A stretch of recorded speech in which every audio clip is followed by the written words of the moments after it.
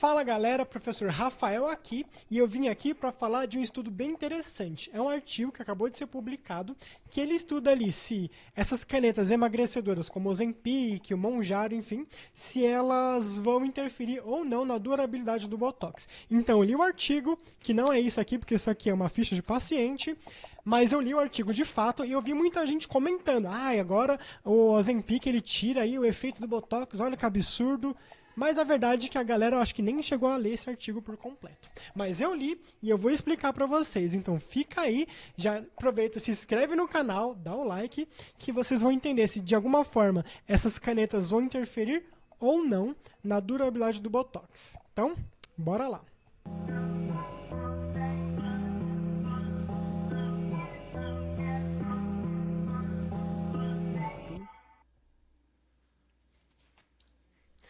Bom, vamos entender então do que se trata esse estudo e qual que é a relação que ele observou entre o Ozempic, né, o Mounjaro, as canetas emagrecedoras, né, e a aplicação de toxina botulínica. Então vamos entender aí qual que é a justificativa. Esse estudo ele se baseia em 3 justificativas, sendo uma principal e 2 ali de ação indireta. Então vamos entender elas individualmente. Começando então pela justificativa número 1, que é a principal e a mais importante. Primeiro de tudo, esse estudo ele foi inspirado em um estudo onde observou o papel desses medicamentos lá no pâncreas. Então, o que foi observado nesse estudo que analisou justamente o papel desses medicamentos, né, desses análogos de GLP-1, que aí isso é equivalente a todos esses medicamentos, Ozempic, Mounjaro, enfim. O que esse estudo analisou, esse estudo inicial analisou? Que esse medicamento ele tem a capacidade de fosforilar uma proteína chamada de SNAP25. Para quem trabalha com a toxina botulínica, sabe que qual que é o papel da toxina botulínica? Qual que é a ação dela, da toxina tipo A? É justamente o quê? É fazer uma clivagem da SNAP25. Então, a clivagem, basicamente, você está desligando essa molécula, enquanto que a fosforilação, você está ativando essa molécula. Então, olha como eles são antagônicos. A toxina está tentando desligar e os medicamentos emagrecedores estão tentando ligar. Então, eles são conflitantes. E aí, por conta disso, hipotetizou-se que existiria aí uma interferência aí na durabilidade da toxina botulínica. E eu vou ler para vocês exatamente como o artigo ele traz essa questão. Então, é o que está escrito lá. Como a toxina botulínica tipo A cliva a SNAP25, hipotetizou-se que a fosforilação modificaria sua suscetibilidade à clivagem e aceleraria assim sua recuperação. O importante aqui é a gente observar isso somente aqui. Modificaria a suscetibilidade. E aí aqui já entra a minha primeira questão em relação a esse mecanismo. Porque se ele alteraria a suscetibilidade, ou seja, ele atrapalharia a ação da toxina em cima da SNAP25, você não teria somente um problema de durabilidade, mas sim de realmente pegar a toxina. Então você aplicaria e logo de cara ela já não ia pegar tão bem, porque você estaria atrapalhando o efeito da toxina. Talvez aqui se referiria a a toxina pegar em menos SNAP, clivar menos SNAP25, né? Então você tem um efeito reduzido, enfim. Enfim, a primeira hipótese deles é essa, né? Faz sentido, é interessante, mas assim, da forma como o estudo ele trouxe, né? Dá muito mais a entender que isso atrapalharia o efeito inicial da toxina e não o efeito a longo prazo, né? Então, não sei, a não ser que, sei lá, pegasse menos pontos. Eu achei que a forma como o artigo já traz esse primeiro ponto já é um pouco questionável. Mas ainda assim, acho que esse mecanismo é interessante e ele faz sentido sim. Então, porque se a gente parar a pensar que de um lado você está fosforilando, você está ativando o SNAP25 e a toxina está tentando desligar, você tem já aí um conflito. Então, essa é a primeira justificativa. Vamos agora então para a justificativa número 2. Vamos então para a justificativa número 2. O que eles trazem como justificativa aqui para um efeito indireto? Quando o paciente ele faz uso dessas canetas emagrecedoras, né, o Ozempic, Mounjaro, enfim, os análogos de LP1, o que acontece? A pessoa ela não perde apenas gordura, mas ela também perde massa muscular. E qual seria o efeito disso? Segundo eles teorizaram, é que como a pessoa tem uma atrofia muscular, esse músculo seria menor, logo a difusão dessa toxina também seria menor, e por conta disso, acabaria que esse botox iria durar menos. Aí aqui já entra também a parte que para mim, pelo menos, não faz sentido. Se para você que está vendo esse vídeo e você tiver uma outra perspectiva, você entendeu de uma outra forma, comenta aqui, porque assim, a gente não é o dono da verdade, pode ser que seja um problema de interpretação meu.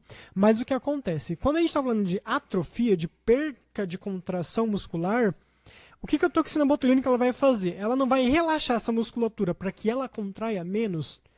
Em um músculo atrofiado, ou seja, um músculo menor, um músculo mais fraco, esse não seria um efeito, assim, ele não contribuiria, não faria com que essa toxina funcionasse mais, ao invés de menos, durasse mais, porque se aquele músculo tem menos força de contração, ele acabaria tendo um efeito mais duradouro, não menor, né? Ou seja, a toxina ela funcionaria melhor e o músculo fraco, porque o músculo forte, quanto mais forte o músculo, menor o efeito da toxina. O músculo voltaria a contrair com muito mais força, com muito mais rápido, né? Enfim, pode ser que seja erro de interpretação meu, não sei. Eu não entendi direito essa parte, né? Então, para mim não faz sentido o músculo mais fraco, a toxina dura menos. Mas, enfim, essa é a justificativa número 2, é um efeito indireto. Vamos agora entender a justificativa número 3.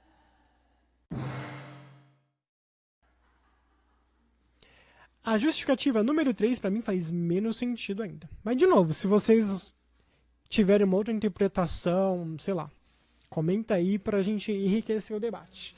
Mas qual que é a justificativa número 3? Eu vou ler como está lá no artigo. A neuropatia diabética pode atrasar a recuperação neuronal, enquanto o fluxo metabólico rápido ou a perfusão microvascular alterada pode encurtar a duração dessa toxina. O que eles querem dizer com isso? A pessoa que tem diabetes, ela tem um problema ali, a diabetes ela pode alterar ali a contração muscular de forma indireta. O que acontece? A recuperação muscular da pessoa que tem diabetes, ela é mais lenta. Então pense o seguinte, quando você está fazendo musculação, você está lá malhando o seu bíceps, você fez uma série. Se você tentar, logo você terminou a série, se você não der um tempo de descanso, você tentar fazer exercício de novo, você vai ver que você não vai conseguir fazer muitas repetições. Por quê? Porque o seu músculo tem que ter um tempo de recuperação. Então você dá ali um tempo, recupera esse músculo e faz uma nova série. Isso é o tempo de recuperação muscular. As pessoas que têm diabetes têm esse tempo de recuperação alterado. E aí isso pode acabar influenciando a resposta muscular. E aí, de novo, então, se uma pessoa que tem diabetes e o músculo ele demora para recuperar, em teoria, isso também não favoreceria a duração dessa toxina, não encurtaria, né? Como seria encurtar a duração do Botox? Eu realmente, de novo, será que é eu que estou perdendo alguma coisa aqui? Enfim, não sei, para mim não faz sentido. Outra coisa também é que, assim, essas canetas, elas, na estética, né, pelo menos na clínica estética, elas são utilizadas para quê? Para emagrecimento. Não é para diabetes, né? O paciente diabético é uma outra história. Mas aqui a gente está analisando o seu uso para o emagrecimento. Então, qual que é a relação disso com o Botox? Então, já fica aí o questionamento. Então, sempre que sai um artigo, é importante a gente olhar esses pontos, porque as pessoas têm que falar assim, mas tem artigo publicado. Gente, papel aceita qualquer coisa. Então não é porque tem um artigo publicado que aquilo é uma prova de nada. Você tem que analisar o artigo, ver qual que foi a metodologia utilizada. Eu acho que a justificativa número 1 é bem interessante, mas a número 2 e a número 3 não faz muito sentido, né? Então por isso que a gente tem que ler e interpretar. E esse que é a minha crítica aqui. Eu vi muita gente que viu esse artigo e já saiu por aí falando, olha, o Ozempic tira sim o efeito do Botox, enfim. As pessoas não leram o estudo, né? Mas enfim, agora vamos entender então qual que foi a metodologia utilizada para chegar então ali em algum resultado, para entender qual que foi o resultado, se realmente influenciava ou não. Então, a metodologia utilizada para testar se de fato essas canetas emagrecedoras elas influenciam ou não na duração do Botox foi a seguinte. Foi usado um modelo computacional, então eles criaram como se fossem pacientes digitais, ali, pacientes feitos por computador. E aí eles colocaram ali os dados, tanto do medicamento, do efeito do medicamento no paciente e no efeito da toxina botulínica, deram todos os dados para o computador e fizeram uma simulação então em pacientes que usavam aí o Mounjaro, o Ozempic, esses medicamentos, e aplicaram Botox nesses pacientes. E aí obtiveram o resultado através dessa simulação computacional. E aí o que acontece? A gente está falando, de novo, de um modelo computacional alimentado pelos dados que a gente coloca. Se eu colocar lá que dipirona altera o efeito do Botox, provavelmente ele vai falar que, enfim, porque foi o dado que eu alimentei essa inteligência artificial, né? Então, até o próprio estudo reconhece as suas limitações e entende isso aqui como uma forma de você levantar uma hipótese. Não como uma resposta definitiva, porque existem fatores externos que pode acabar influenciando nesse resultado. Mas eu quero que vocês tenham em mente que foi uma das formas que eles acharam de testar, mas não é uma resposta definitiva, não é uma forma empírica de testar essa questão. E agora eu vou trazer para vocês, então, os resultados. Vamos entender, então, os resultados deste trabalho. Então, o resultado obtido foi que o uso da caneta emagrecedora pode encurtar em até 4 semanas, ou seja, em até um mês, a durabilidade do Botox.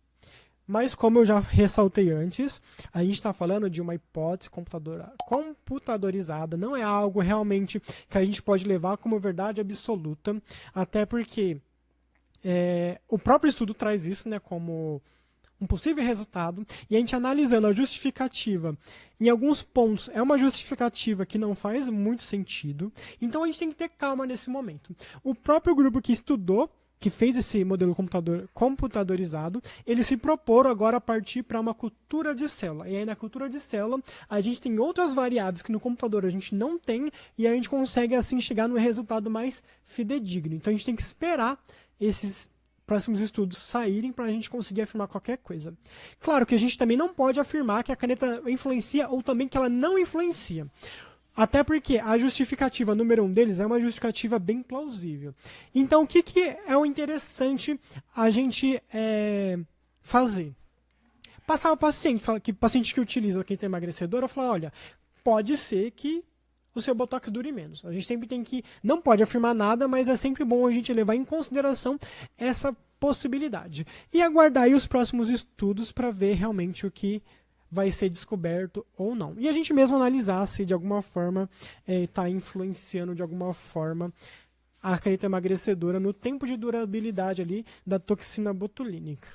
No mais, continue estudando e se você aí aplica toxina botulínica e você percebe alguma alteração ou não no seu paciente que faz uso da caneta emagrecedora, comenta embaixo que eu quero saber. É isso, pessoal. Espero vocês nas nossas próximas aulas. Façam o meu curso lá na Hotmart, que é um curso bem completo e um preço muito acessível. E qualquer dúvida também, escreva aí no comentário. Até uma próxima. Falou!